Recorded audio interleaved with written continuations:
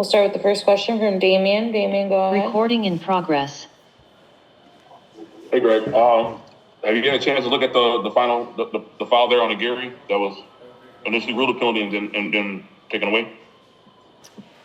I did. I mean, I saw it live, and then I saw it close up on the large screen in the stadium, and then I saw it on replay after.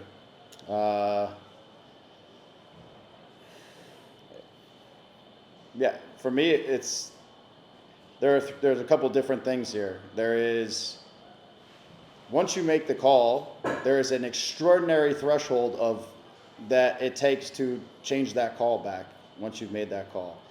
And the reality is that the player with his first leg fouls the player, and his back leg, knee, maybe catches a little bit of the ball after he fouls the player. This is a foul. This is a foul anywhere on the field. Just because some random part of his body touches the ball doesn't make it not a foul. Like, it's a ridiculous. This is the same referee who called some nonsense on us in the Salt Lake game. And again, I think right now we're getting referees who don't have a ton of experience, but in this particular instance, he also has a VAR who recommends that he goes back and look at it. So I don't understand it. I don't understand it. For us, again, the margins are a little thin. We've got a lot of challenges that we're working through, and when we deserve something or earn something or it's there, then we need to have it. Having said that, we're up 2-1. We make a poor decision, in my opinion, when Dejan tries to go direct to goal from the end line instead of just spinning out and keeping the ball and moving our team forward. We have to manage the game better. It's a bad decision. For me, it's a bit of a selfish decision to try to go score a goal instead of to do what the team needs to do to get 3 points. And it doesn't guarantee us 3 points, but it sure guarantees that we stay together as a group and we bring our team forward. We don't get separated, and then we don't get counterattacked, or we don't get transition goal against us. So these little things, we have to be smarter with each play, because our margins are not as big as we would like them to be by virtue of a lot of things, missing guys, not having a makeshift back line. We gotta play every play. We gotta control the middle of the field in the end of the game. We didn't because we were so spread apart at times. We've got to control the things that we control, but I do think that was a huge error since your question started there. I'll end it there. I think it's a huge error on behalf of the referees, but I'm not surprised. And just one more. You shifted from a 5 to a 4 back. What you like out of that group tonight? Yeah, we're as it stands, we're more comfortable as a group in a shape that we've traditionally gone with. In general, in terms of keeping possession, in terms of our defensive responsibilities.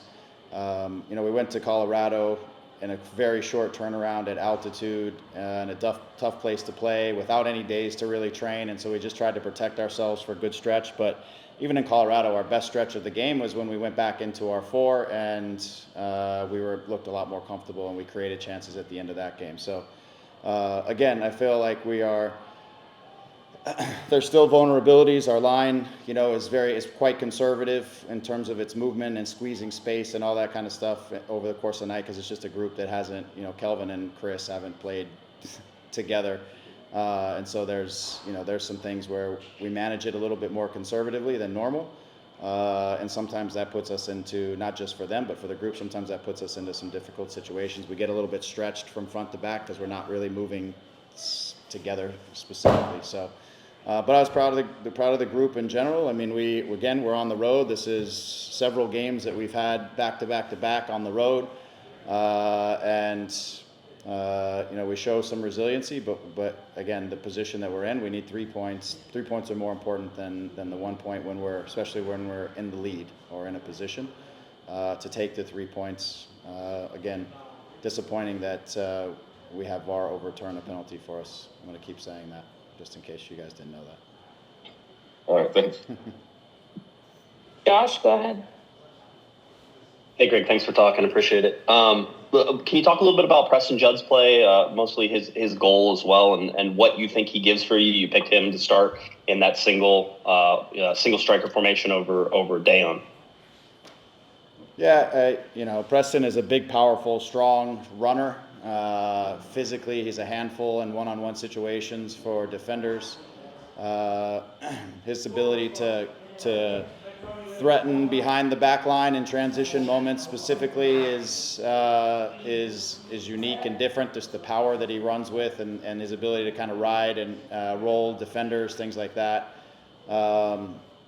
So sometimes I feel like just in this game, his ability to just kind of compete and battle up there for the first 60 or so minutes could help us in a number of different ways. And so obviously he got the goal out of it. He had another look early in the game where he gets in behind, and maybe with a little bit more composure or just a little bit different in terms of technique, he gets one earlier in the game as well. So but he's a handful. He's a handful for anyone, both in transition, but also just in his strength and dealing with them. He's still learning a lot of decision-making things inside of the game, when to do this versus that, stuff like that, which is he's a young forward and learning his craft still. But on every single day, he's a handful for whoever has to deal with him.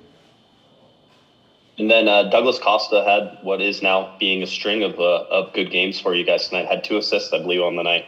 That's 4 assists in the last 5 games from him. I know we sort of talked about it last time, what you're seeing from him, but is there more from him, or is this what you expected whenever you guys signed Douglas Costa?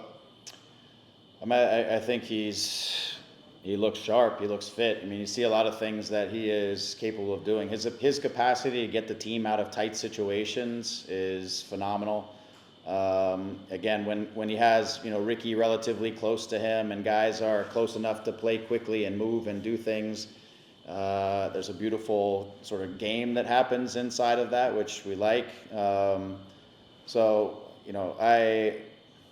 I'm not asking for a ton more out of him. I think he's put in a good defensive shift. He's chased some things back. He's done, I think as long as he keeps staying consistent, he'll keep finding his opportunities to try to finish attacks or slip guys in or do things. But I like what I see from him, and I think he's been a huge spark for our team over this last stretch of games. And if we could all just capitalize on some of these moments just a little bit more, we'd be a little happier than we are at the second.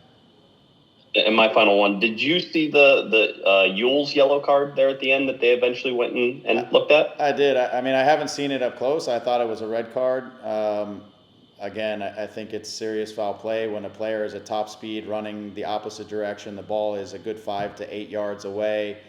No, there's zero intent to play the ball. You're getting a guy running at speed, and you kind of rake him across the Achilles or the ankle is very dangerous. I mean, the irony is that a couple seconds later, we take a ridiculous free kick and grab somebody, and that offense and his offense are the same. They each get a yellow card, which is the irony wasn't lost on me in the moment. I know that's the game and it happens, but we're fortunate that Douglas is okay, because that is a gross challenge, and it shouldn't be acceptable on the field, not in our league. Thanks, Rick. But again, they reviewed it and they chose it wasn't, so they've got it figured out. Thanks for your time, Greg. One last one from Alex. Sorry. Hey, Alex. Hey, Greg. Thank you for staying around. I just wondering if you could comment maybe on the importance of the midfield. They've been consistent all season long with Ricky and Gaston, and especially today against a team that was, trying to press you guys high, and how important that is, that they have that consistency. Yeah, when our midfield is connected and moving off of each other, but also moving in their relationships with the guys that are either on their side, as it relates to Mark and working with Lucas, and whether it's whoever the winger is on that side, and the other two are staying connected to them. The ability just to play the game and to play fast and to combine on off of each other, to break lines, to initiate attacks is, I've said this before, it's one of the best midfields in the league. But it's about being consistent. It's about remaining connected through the course of the game, and and again, staying aware of each other and playing to our principles. But we see that through moments where it's really, really good, and just collectively as a group, just kind of, again, duplicating as many of these moments as much as we can through the course of the game. It's right. The game doesn't have to be random. We should be creating these actions on a relative consistent basis, and there's times where you have to then improvise in certain situations, but certainly we can create scenarios that we're trying to create and be as consistent about that as we want. But these guys they're all talented and they complement each other. Mark wants to play fast. Gaston has the ability to both wiggle out of situations and play fast, and Ricky changes the speed of the game when he picks up the ball and accelerates at times. So again,